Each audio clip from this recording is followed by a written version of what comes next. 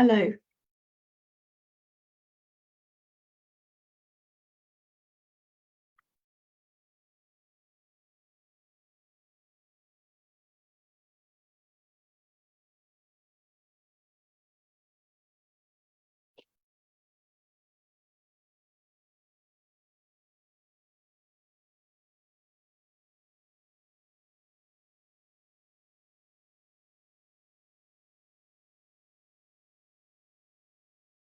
Hi, Marie. Can you hear me? Hi, Marie. Can you hear me? Oh. Can you hear me? Oh. Can you hear me? Right. Oh.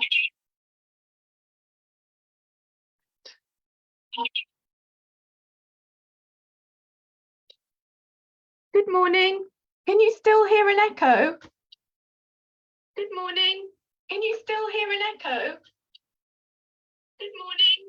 Can you still hear an echo?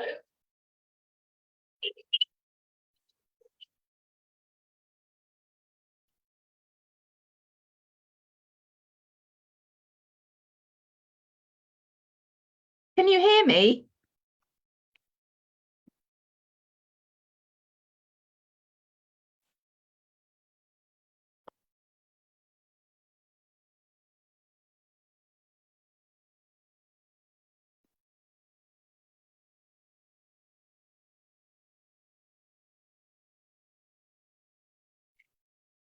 Okay, perfect. Thanks, Marie.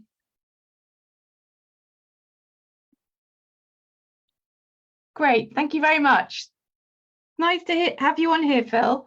Right, so today I'm going to be talking about all things human design. So I'll just share my screen with you.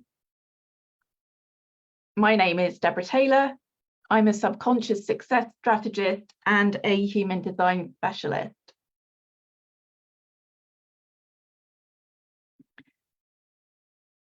And today I'm going to talk to you about how you can unlock your business potential whilst mastering your energy using human design.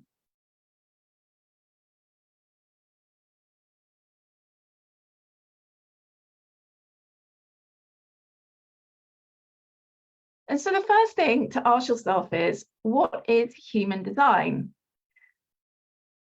And once we've looked at what human design is and the intricacies of human design as a system, we'll then look at what the benefits are, and then we'll move into some of the key fundamental characteristics of human design, particularly around energy types and how they can work for your business.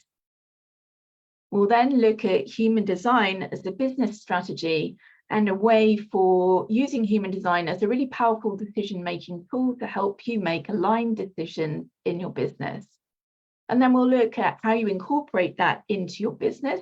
And I'm including a number of case studies to show you how different entrepreneurs online use their human design in their business successfully. So what is human design? Human design combines elements of astrology, the Chinese I Ching, the Kabbalah tree of life, the Hindu Brahmin chakra system, and quantum physics. And it creates a unique map of your own individual personality and life path. It's often called the science of differentiation because it recognizes that each person is unique with their own specific purpose and way of interacting with the world. The system is based on your birth information, and it provides a detailed analysis of your energetic makeup, which includes your strengths, perceived weaknesses, and areas of potential growth, areas where you actually have a lot of energy and power. And through understanding your unique human design, this enables you to gain an insight around your life purpose, how you make better decisions, and how you can live a more fulfilling life, and how you can successfully manage your energy.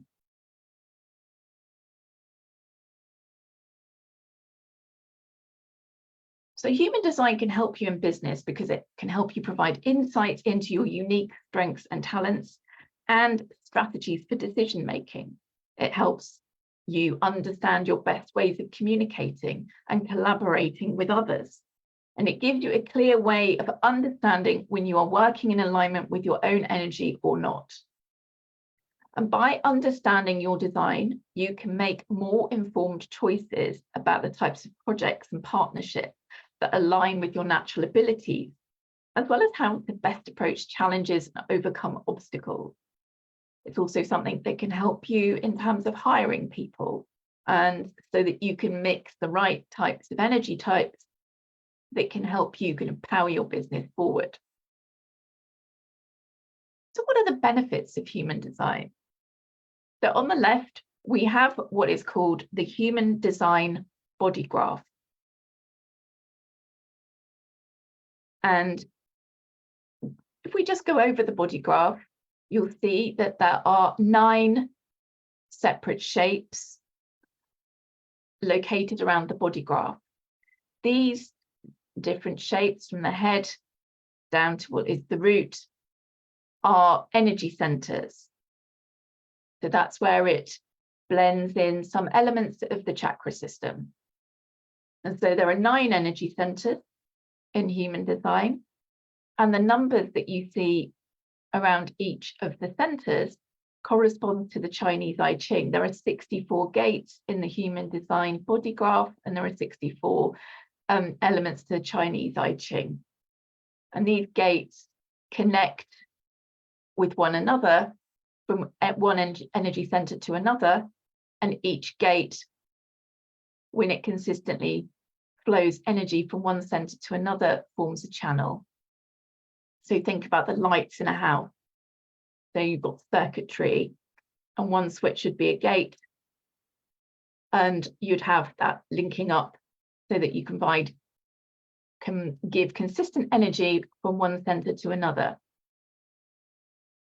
And on the left, you have the design side, and that's your subconscious. These are things that you are have subconscious energy around. You may not be consciously aware of it, but it's what a lot of other people see about you. And on the right-hand side is the conscious side. So these would be elements about you and characteristics and energy that you have, talents and skills that you would be more consciously aware of. And so that makes up the basics of the human design body graph. So human design allows you to see what makes you different and to embrace your uniqueness. I think as entrepreneurs, when we were growing up, we spent a lot of time trying to blend in. And when you're an entrepreneur, particularly online, it's about standing out. And human design shows you the areas where you naturally stand out from the crowd. And it's about really leveraging your own uniqueness and having confidence that these are areas that you are designed to use and to have talents around. And so it can give you that confidence and this permission slip to be yourself. We talk a lot about authenticity online, and human design really helps you show where you can show up more authentically, because you can see the areas where you naturally draw in particular energy and you have skills and talents around that. So human design really shows you how you work best, how you manage your energy. It may answer some questions for you about why you run out of energy in certain circumstances, why you might have burnt out, why you might not like a particular style of doing business because it might not actually really align with your energy. And fundamentally, human design teaches us to get out of our heads and into our bodies when we are making decisions. And it shows us a very different way of arriving at aligned decision making.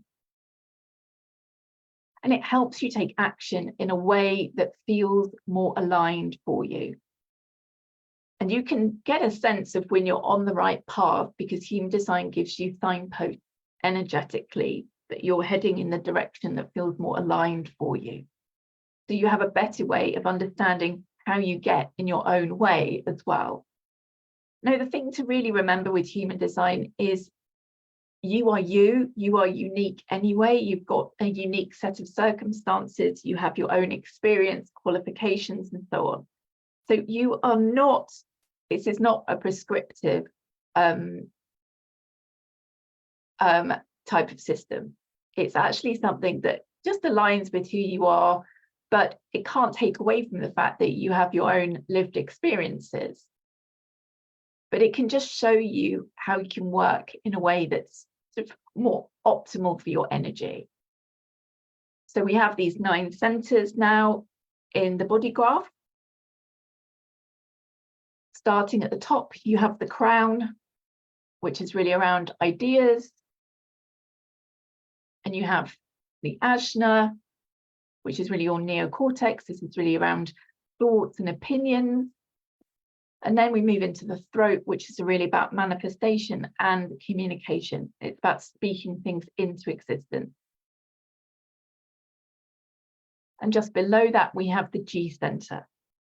And the G center is the area in the body graph that really covers environment, the sense of direction in terms of where you're going in life, and lovability. Moving on to the ego center. The ego center is your will center. It's the heart center. It's about integrity and resources and self-worth. And then to the right of that, you have the solar plexus. The solar plexus is your emotional center.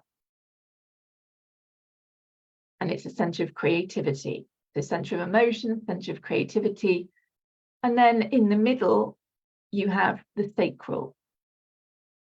The sacral is like a life force battery. So around 70% of the population have sacral energy. So they have this powerful doing life force energy. And then to the left, you have the spleen. The spleen is around spontaneity, intuition, instinct, now energy. And it's a fear center. And so below that, you have the root, which is a pressure center. It shows you how you manage stress better, how you best work under pressure, how you manage that pressure. So that's really important as entrepreneurs, that we really understand how our root center functions in an optimal way. So when you look at your human design chart, when it is colored in, it means when the center itself is colored in, it means that it's defined, and that means that you have consistent energy to that particular center. When that center is white, it means it's undefined and you have inconsistent energy. You tend to draw in that energy in your undefined centers when you're around other people. So always sampling other people's energy. The undefined centers are often where you're prone to conditioning because you're picking up other people's energy, because you don't have consistent energy there of your own. But there's also huge amounts of wisdom because you're gaining information or you're gaining that energy from other people.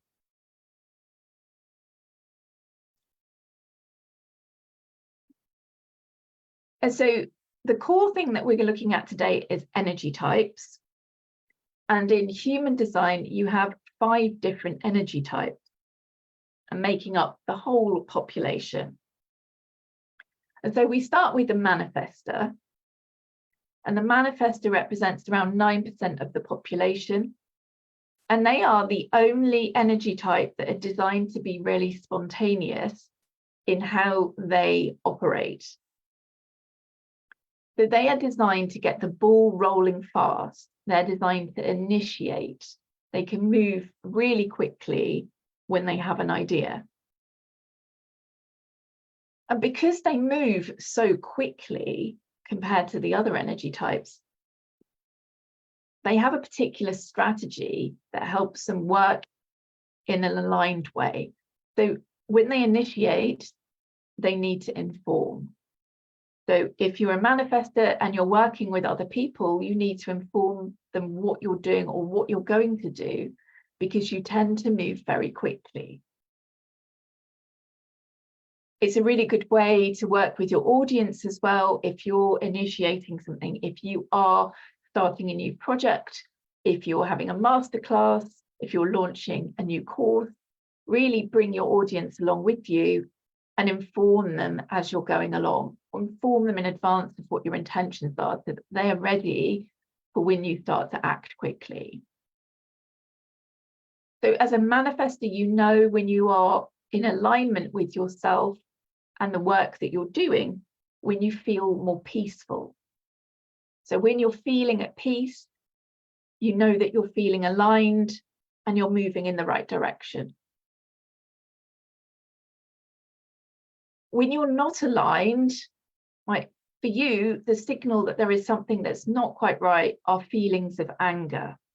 And when there are feelings of anger, that's an invitation for you to go in and look at everything that's happening that might be causing that anger to flare up, and see where you're out of alignment, where you're not really making decisions in the right way, or if you haven't informed somebody of energetically what is happening that is causing you to feel these feelings of anger. And then you move on to the generator. The generators are at 37% of the population, and they are the builders. They are the doers, and they're an alchemist. So they're there to really diligently work in more of a linear way and to do. And their strategy is to respond. So if a manifestor is informing, it's often a generator who will be responding. So they're responding to the world around them. They're responding to what they see that their clients need. They're responding to cues from the universe. They're responding to what's happening in the world around them. They're responding to what they read. So response is the key strategy for the generator. They're not designed to initiate. So this is where things often don't work out. And look, if you're a generator, if you've worked on a project and you've tried to initiate it, look and see where things went wrong. If you were trying to force something to happen and to initiate something into existence, rather than responding and then acting. So the generator, when they're feeling satisfied, that is when they feel aligned. And when they feel frustrated, they're out of alignment. The other thing about the generator is that they can move really quickly once they start to respond in an aligned way. And as they're building, because they can respond very quickly and they're diligently building and building and building as something is growing, they're designed to hit plateaus. So the plateau is when they're designed to rest, because they have so much doing energy. They need to understand that there are times when they need to rest, recalibrate, gather up their strength again, and then they're ready to go, and they'll have this urge to start going again. Generators have SACRAL energy, which is the life force battery. They're designed to run it down all the way down the end of the day. So they're designed to think of it as their human dynamo that they're powering all through the day. And then when they go to sleep, they're just like designed that their head hits the pillow and then they fall asleep. And then they wake up and they've restored and recharged their battery overnight, ready to get going. Manifestors don't have that SACRAL energy, so they are better off working in sprints.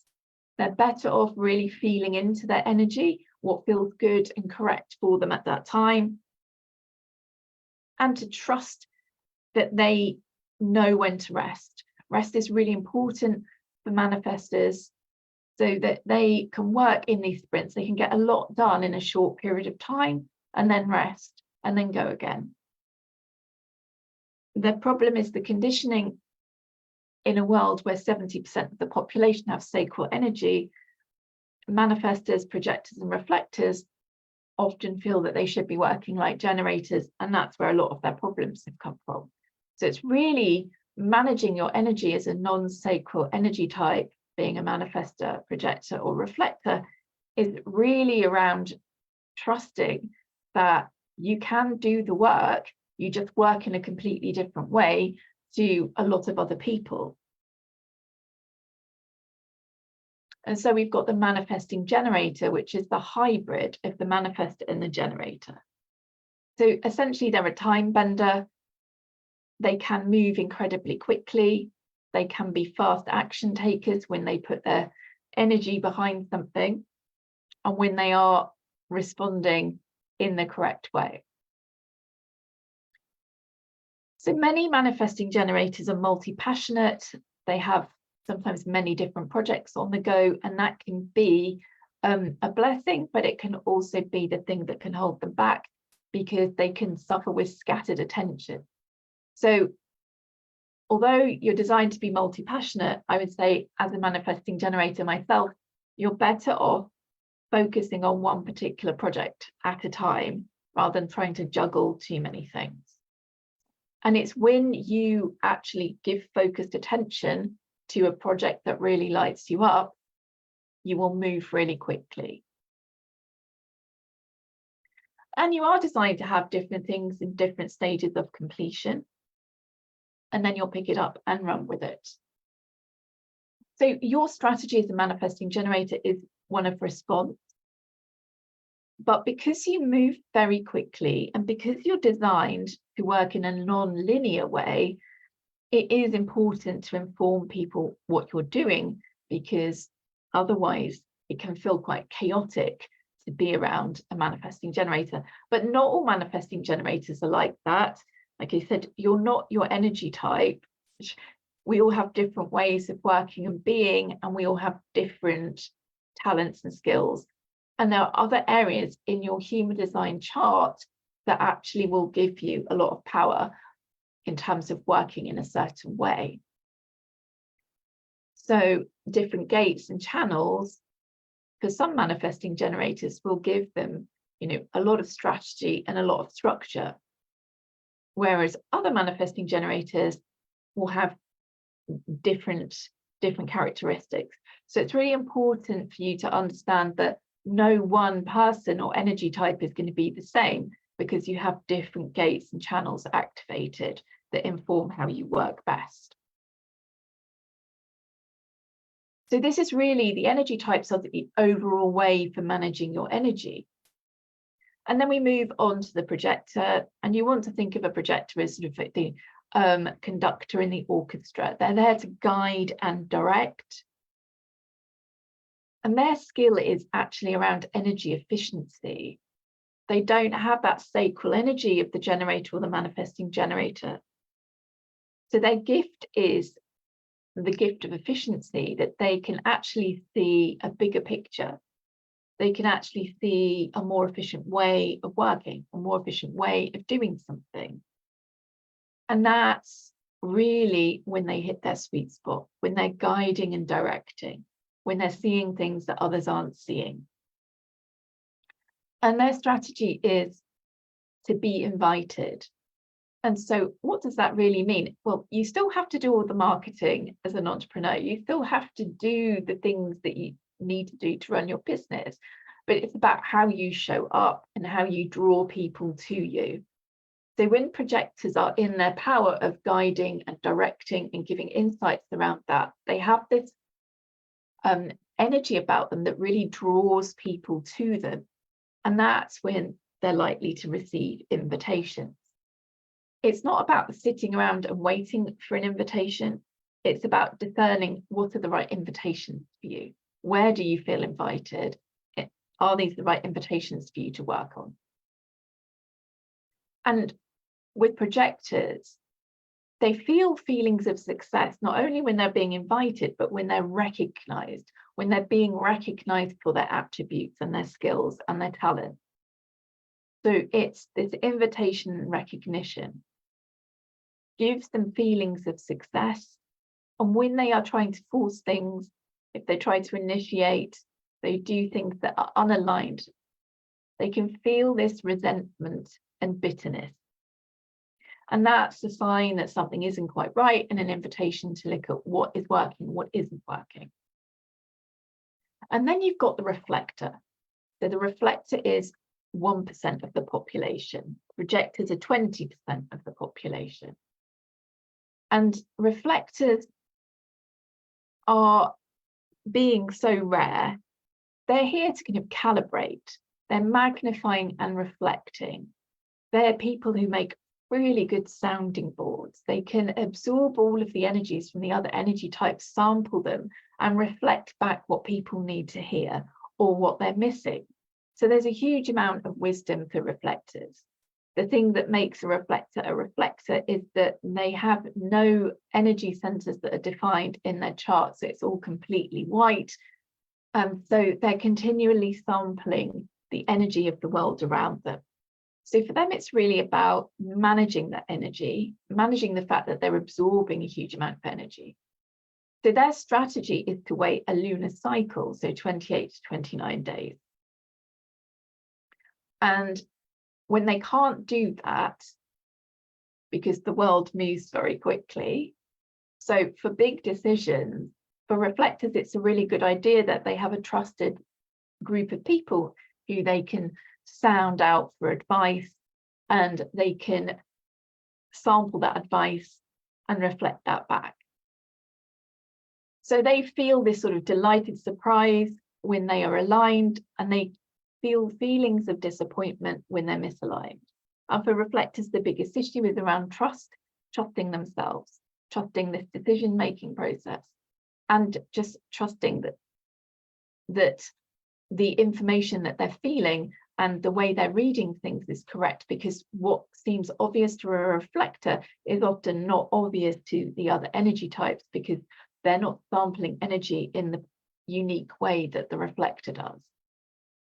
And so that, in essence, is really the core parts of the energy types. And the other thing I really want to look at today is authority. So authority in human design is how we make decisions. And this is really fundamental. So the two biggest things in the human design experiment, if you decide to really start to follow your human design, and it might sound boring, but it is the thing that will give you the biggest transformation in human design, is following your strategy of your energy type and then following your authority. And this is key because we have been conditioned through our childhood, through schooling, to think our way through everything, to think our way through situations, to think our way through decisions, to think our way through life. And we have created a real reliance on our mind and given power over to our mind and given it dominance. And human design is about taking power back from the mind and bringing it back into your body, because the vast majority of us are not designed to use our mind when it comes to making key decisions. Our mind is the bit that we hand things over to afterwards. We give it direction rather than giving it all of the authority. And so over 50% of the population have what we call emotional authority. And emotional authority is when you have the solar plexus defined. Now, this is the area of emotions. And so this is a really key thing if you have emotional authority, and I have emotional authority. And I would say that it has been the biggest change for me in managing myself, managing my work, managing decisions, has been really leaning into this. And for the last 3 years, actively practicing and choosing to lean into my emotional authority. And it is really a really good thing to practice, because it will show you the difference between when you've made decisions that align with your emotional authority and when you've bypassed that and just gone with your brain and handed everything over to your mind and allow your mind to talk you out of things. So the thing about emotional authority is you're designed to procrastinate a bit before making a decision. And you're not designed to be spontaneous. You feel things very deeply. And you could have grown up mistrusting those emotions, but actually you're designed to trust your emotions, to feel deeply and feel into decisions. And everything comes for you in an emotional way. So it depends on what is happening and the situation and the circumstances around a decision. But if it's a business decision, you really are someone that's designed to sleep on things. The reason being is that you're experiencing these sort of roller coasters of emotions with highs and lows. And when you're making a decision from a high, it can feel great. You think, this is amazing, I feel great, and you make the decision. But then you wake up a few days later and you might have buyer's remorse. You might think, why am I doing this? Why did I sign up for this? It's not what I want. Or you might make the decision from a low and actually reject something and then think a few days later, oh, I really wanted to do that now. I wished I hadn't turned that down. So you are designed to make your decisions from an empowered place of clarity. Ride out the emotional wave and reach clarity. So that might be asking yourself 3 times during a day how you feel about a decision and checking, are you coming up with different decisions around it, leaping on something. And if there's something really deeply going on with you in your personal life or something that's very challenging, your emotional wave might be a lot longer. You know, I've had circumstances where my emotional wave has lasted several months and I haven't been able to reach clarity around something very important in my private life because I haven't had that freeing feeling of clarity. And it's about checking in and seeing what emotions are coming up when you're making decisions. But just trusting that if you have emotional authority, you are not designed to make decisions when you're feeling high or low emotions. Just keep asking yourself, do you have clarity? Do you feel that you've got clarity? Do you feel calm? And then we move on to sacral authority. So generators and manifesting generators have sacral authority. And this is coming from your life force battery. And this dynamo is about whether something lights you up or not as well. So you've got to feel into, does something light you up? We are going to have a lot of mundane things that we need to do in our business, but with bigger decisions, does it light you up is a really important place to work from and actually ask your sacral. So for emotional generators and emotional manifesting generators, this is the second step in your decision-making process. So you have this 2-step process. You've got the solar plexus, and then you move, once you've got clarity, onto sacral. And you can move quite quickly when you get a sacral response, because your sacral is that kind of gut response that gives you a yes or no answer. So it responds to specific questions where you would have a yes or no response. And so, does it light me up? Would generate a yes, no response. So it might be an uh-huh or mm-hmm. So you may feel this sort of guttural sound that you get from your sacral energy. And so when you're feeling this feeling of indecision, or you don't feel that the sacral is giving you a decisive yes or no response, go away, think of a different question for the same issue, or just wait a little while. But generally, tuning into your sacral authority, you'll realize that you can move relatively quickly once you've got a sacral yes or no. And the key with everything is to not let your mind suddenly run the show and talk you out of when your sacral is saying yes. And then we have splenic authority. So this is for the manifestors and the projectors who don't have emotional authority. So you are designed to be spontaneous. The spleen is around now energy, it's your intuition and instinct. So the spleen operates as a fear center because it's warding off viruses, so it only operates in the now. And so your splenic authority, the intuition that you get, that inner guidance, is fleeting. It's not like sacral. It's not like asking yes or no. It's about asking yourself open questions and feeling into it. What's your intuition telling you in the now? If you have this really strong urge to go and do something or go somewhere or act on something, it's only going, that energy is only going to be present in the now. It's not going to come back and remind you. So the thing is to practice tuning into your intuition with small things first. You get this nudge to go to a particular coffee shop or go to a gallery or go and call somebody, lean into that. So this is really a big exercise in self-trust for the splenic authority.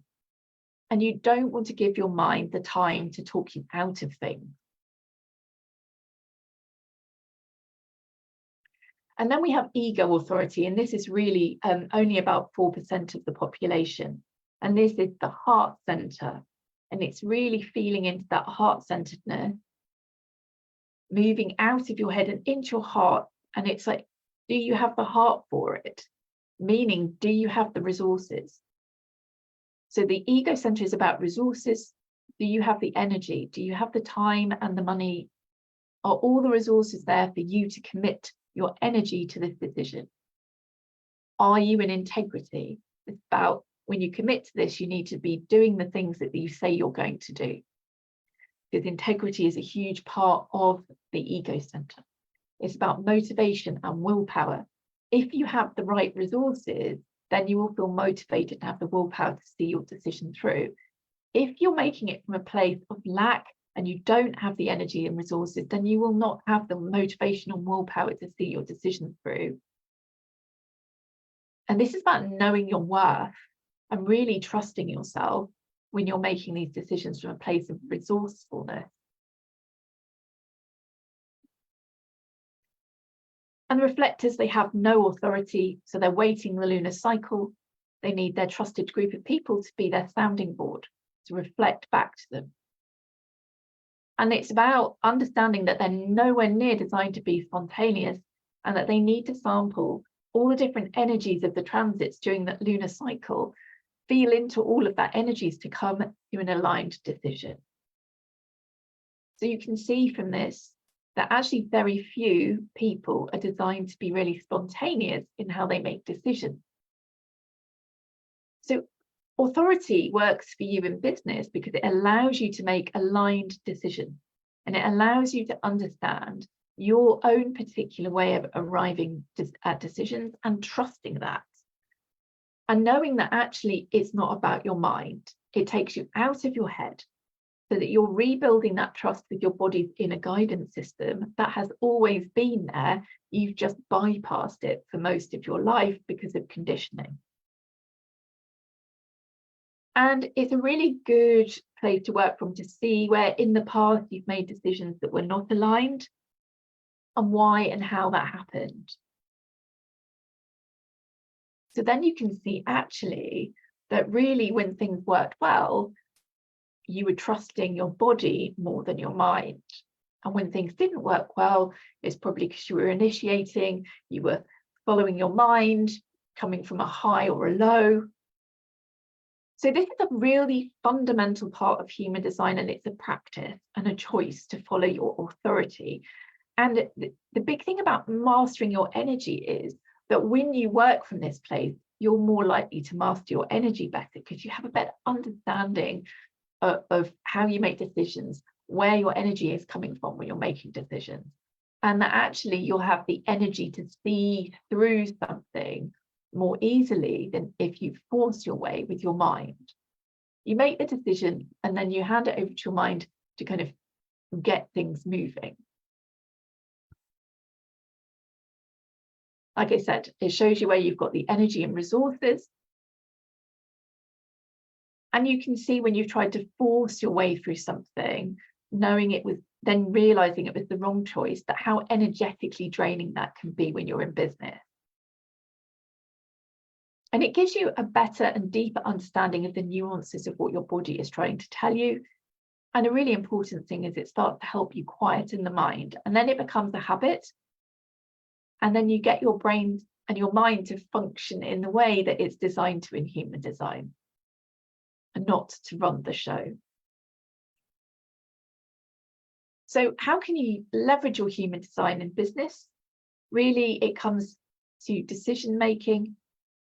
I really feel that this whole decision making process is a really missing piece of the jigsaw when you're running a business, because we can often get into overthinking, and human design shows us where that shows up in our own charts, but also This decision-making process actually helps you remove that overthinking when you actually get really into trusting yourself. Also, another area of human design that really helps you in your business is creating a supportive work environment aligned to your own energy. Now, there are nuances to this that we aren't and don't have time to discuss today, but in essence, when you're looking at your energy type and how you best work, you can structure your work environment to best suit that energy. Now, if you're a manifestor and you work best in sprints, work out what time of the day you best work, when you need to put in rest. The 5 a.m. club isn't for everybody. If you're a manifesting generator and you work in a really non-linear way, then you can actually structure your day and commit to tasks that kind of work with that energy. Generators need to understand that they have those plateaus, but they are building, and they also need to look at rest rather than always trying to do their way through everything. And projectors really need to look at their rest and their energy and how they best work, and really look at this idea of efficiency. Where can they find their energy efficiency to create a more supportive work environment? Where can they ask for support? Where can they ask for help? And the other area that human design you can really leverage in your business is creating products and services that align with your energy type and your unique strengths. So this will allow you to have unique and authentic solutions that stand out in your industry. Also, it means that you don't have to look at someone else who's super successful online and think there's only one way of doing something. Even if that, you look at some people who do really big launches and they do these 2 big launches a year and there's huge amounts of energy in that. If that doesn't work for you, then energetically it's because it's not right. So you don't have to feel that you have to follow somebody's approach, because their energy types and their particular skills, strengths and capacities energetically will be different to yours. So this permission slip of I can do business in a way that works better for me, rather than actually having to follow what you think you should be doing, rather than what your body is telling you works best for you. Also, human design can help you incorporate the language and imagery that resonates with your energy types. If you're a generator or manifesting generator, you're designed to be responding to things and being opinionated. If you're a manifestor, what conversations do you want to be the fire starter for? Where do you think you need to stand out and blaze the trail and lead the way? Projectors, where can you guide people? What is showing up in your world where you feel people need guidance from you? Where can you help other people manage their energy more effectively? And, reflectors, leaning into that wisdom that you have that might seem obvious to you, doesn't seem obvious to everybody else. So hold that mirror up and reflect back to people and see what comes back. And this is a great way of practicing using your energy type in business so that you can see how you can attract those clients who don't have the energy that you have. And if you think what the sort of opposites are attracting, you're attracting people to you in areas where you have energy and they don't. And this is about drawing in your aligned customers who align with your energy, and there's something about your energy that speaks to them.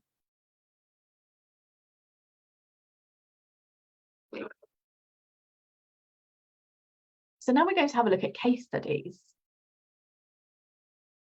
So these are sort of broad brush case studies of different energy types I've seen online. So here we've got a manifestor, an online coach.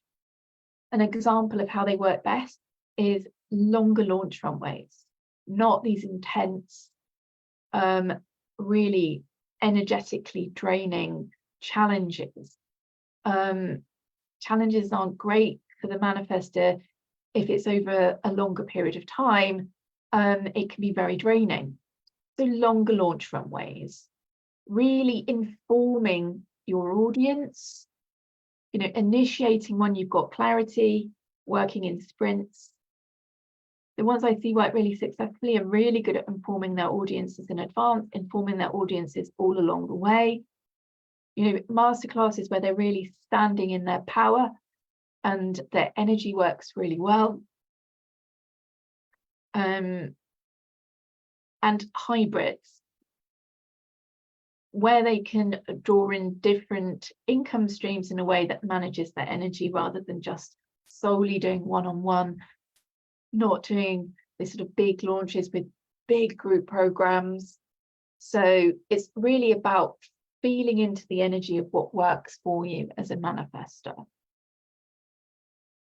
And some of the big names that you see who do these, you have one big offer, really big launches, they're often generators.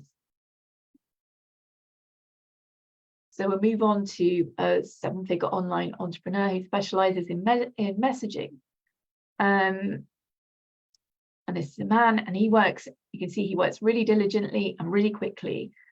But what he does do is hone his offer again and again and again. So the similar offer, but he really is refining it and building it and improving on it after each and every launch. And that is real generator building energy. What worked, what didn't work. And to the point that when a launch hasn't gone well, they will then practice that same webinar weekly and analyze and tweak what didn't work and what did work and experiment. So one main offer that's launched twice a year through webinars, masterclasses, through pop-up Facebook groups. They have a very strong opinion. They have one very clear message about where they think people are going wrong, and challenging a really widely held belief around messaging.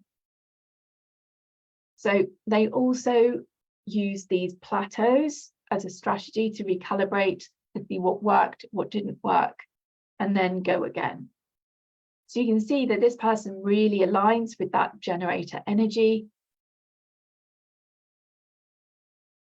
And here we have a manifesting generator, very multi-passionate.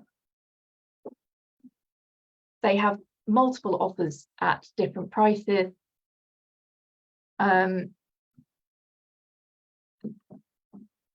They focus on one offer at a time, but they switch immediately to another offer. So they're always selling different offers. They have a suite of offers. They will have smaller launches. They'll do sort of 5-7 day launch process. They create an environment that supports this work style of being multi-passionate with different things that lights them up, and bringing back different products at different times when they feel they have the energy to do that.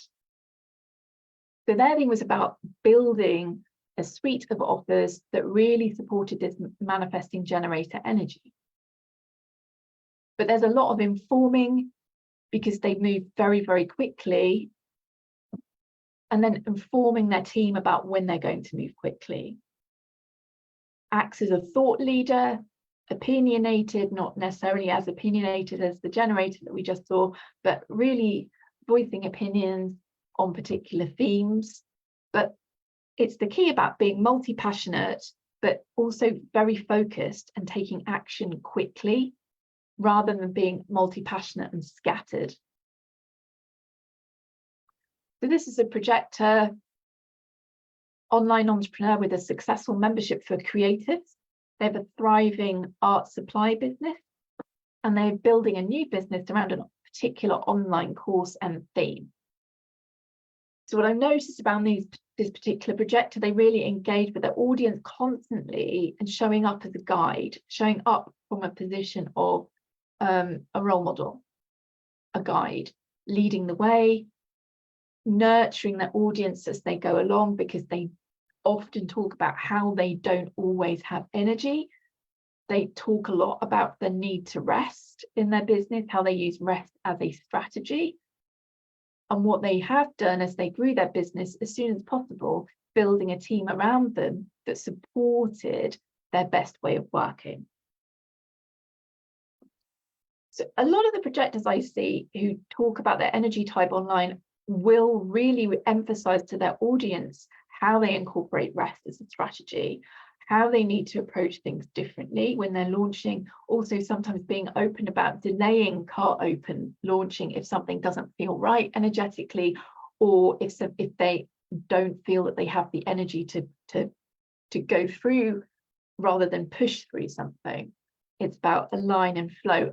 And when they really communicate with their audience really effectively, and their audience knows how they work and what to expect, then they don't have these surprises, and their audience feels invited into their world, and their audience that really responds accordingly. They respond really well when that person is holding their space and their energy and explaining themselves as they're going along.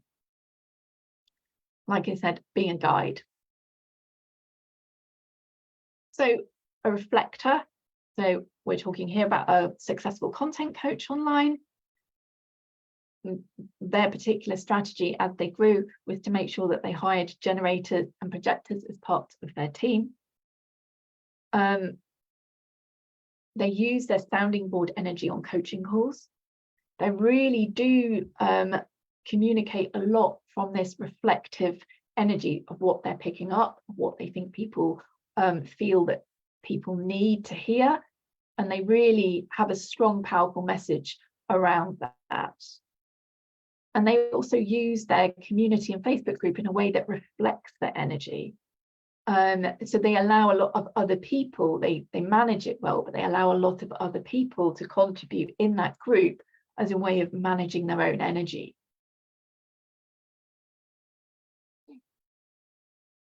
And they have a range of offers, and they do not do large launches.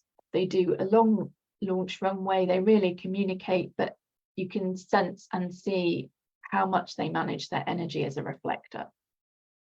And when they're doing that, people are really attracted to their particular energy. And so just wanted you to see what these energy types in action can look like. And now I just really want to, as we close, come to common misconceptions. So some of the common misconceptions are that only certain energy types are successful or can sell, and that is actually not true, and I've demonstrated that with those case studies. Everyone who's an entrepreneur has to do specific tasks. We all have to do our marketing, sell our services, put ourselves out there. Human design shows you a way you can do that aligning with your own energy, but you still have to take action. You still have to show up. You still have to do the marketing work. We still have to do the mundane things. Not everything is going to light you up. But it's how you manage your energy best, particularly around the things that really do light you up. And you are not really defined by your energy type. You know, wear it lightly. It's not, I can't do this because I am this type. You know, you have your life experiences, your experiences with your family, you have different qualifications. In human design, we have our profiles, which we don't have time to get onto today. The defined centers, the undefined centers, we've got gates, channels, and circuitry. Everything comes together to make your unique blueprint of who you are. It's not a personality test, it's a system, and it's not prescriptive. This is about experimenting and feeling into what works best for you, and just trying things out for size and seeing, how does this work? You know, my emotional wave can feel quite different to somebody else's emotional wave.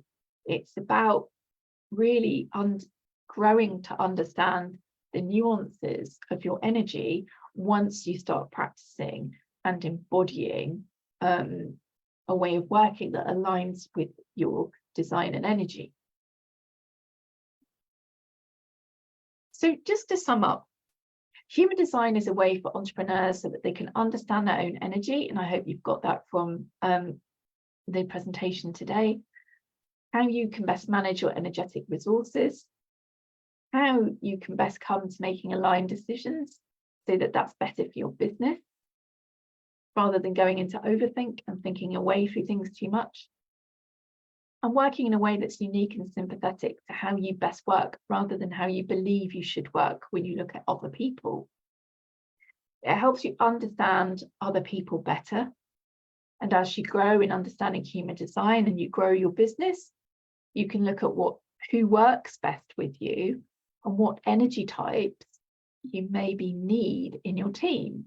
And so there's so many different ways that you can apply human design in how you sell, how you structure offers, how you structure a team. And like I said, that's the deeper part of the human design experiment and experience. So thank you very much for joining me today. And I hope you've enjoyed this sort of taster of how you can manage your energy and leverage your business potential using human design. And if you'd like to find out more, I have a free Facebook group called Unboss Yourself by Design. And I will be doing some free masterclasses in there in the next couple of weeks around more nuanced parts of human design, particularly around human design profiles. So if you feel called to actually find out more, then do join my free Facebook group to tap into the resources I have there and understand a bit more about how I work and use human design with people. So if you have any questions, thank you, Marie. Thanks, Phil. If you have any questions, just drop them in the comments.